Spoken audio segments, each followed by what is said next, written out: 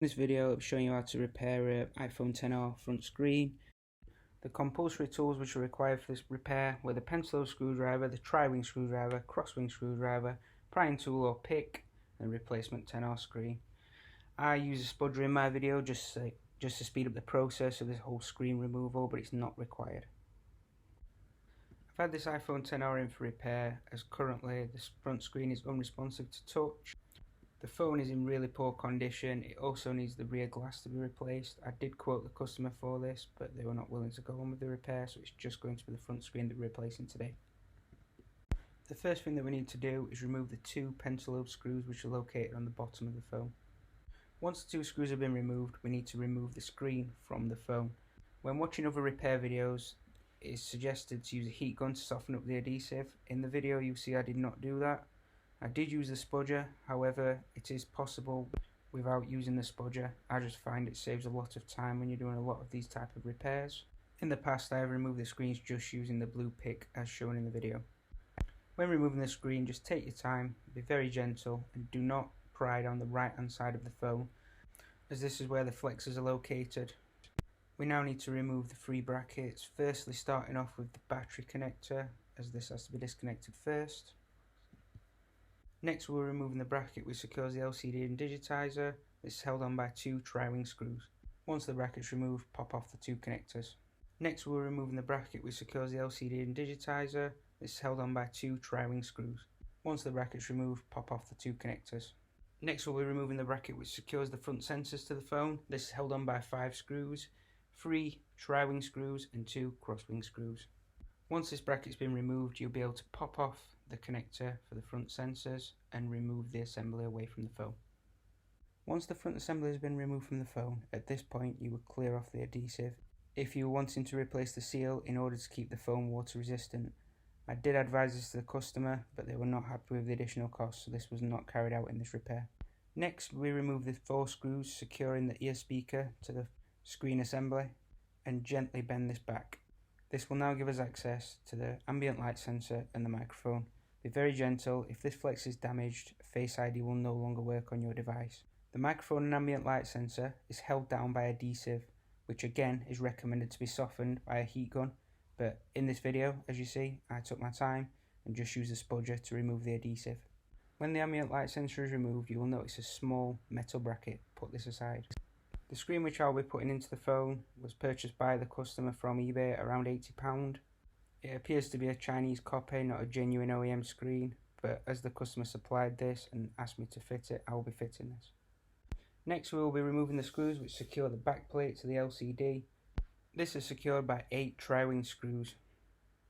Once these have been removed, you will notice that the 2 flexors from the LCD and digitizer are adhered to the back of the back plate. In the video you will see I gently pried these up with the pry tool again, just to loosen them off. Once you've got the flexors free, the back plate will pull away from the old LCD. We need to reuse the bracket which is located on the old LCD, so pry this away carefully. In the video you will see I used a pair of tweezers to remove the bracket. If this bracket is damaged, it can be found on eBay at a relatively cheap price.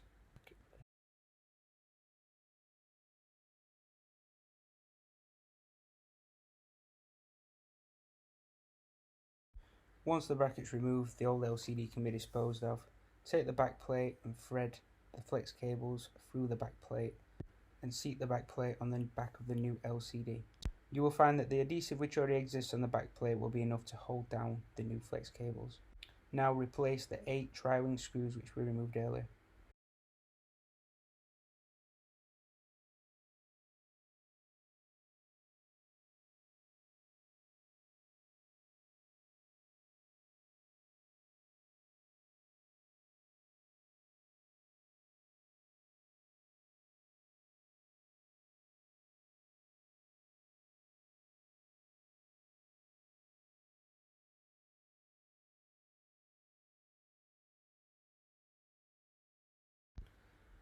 It's now time to reuse the bracket which we removed from the old LCD. Pop this into place. You'll find that it fits a little bit loose as there is no adhesive on the new screen. Once this is in place, seat the ambient light sensor and microphone. These can be a little bit tricky and fiddly, but they need to go back exactly the way that they came out, otherwise Face ID will not work correctly. There is a small metal bracket which goes above the sensor, which will need to go back in place. Once you're happy with the position of these, fold back over the ear speaker and reattach the 4 screws which we removed earlier.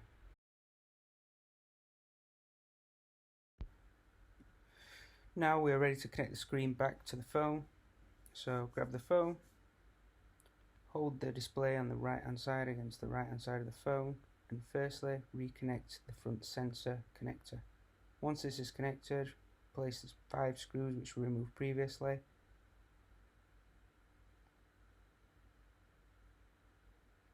Next, attach the connector for the LCD and digitizer.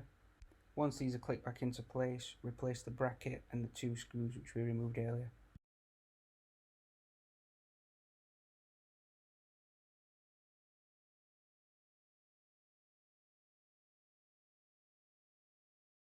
Next, reconnect the battery and reaffix the brackets with the 3 screws which we removed earlier.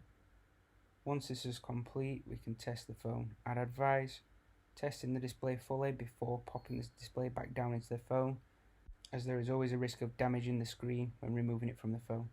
In this video you can see my phone was flat, so I had to pop it onto charge, but once the phone fired up I could see that the touch was functioning correctly. I will fully test the device once I get the passcode from the customer.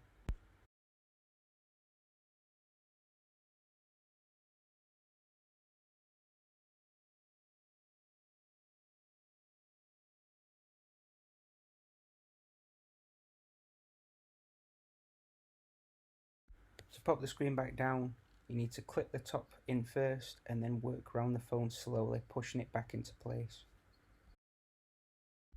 As the phone I was repairing was in such bad condition, I had to force the bottom of the screen as the chassis was slightly bent. Once this is popped back into place, replace the 2 pentalobe screws. Thank you for watching this video. It's my first ever YouTube video, as you've probably guessed. I apologise about the lighting, as I know it wasn't the best, but hopefully you've managed to get your iPhone up and running.